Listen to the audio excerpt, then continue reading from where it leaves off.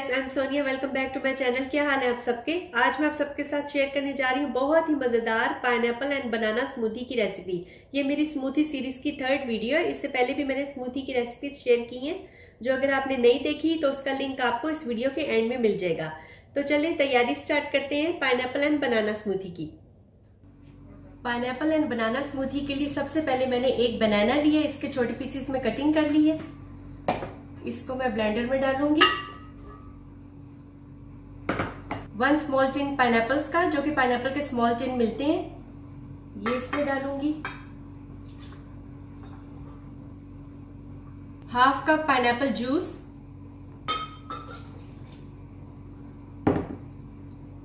और 1/2 cup vanilla yogurt,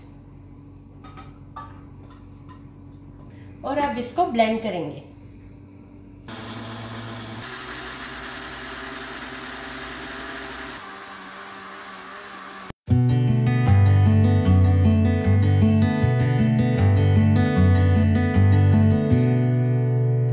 बहुत ही healthy और refreshing pineapple and banana smoothie ready. आप इसको बनाएं, एंजॉय करें। Thanks for watching. मिलते हैं नई वीडियो के साथ।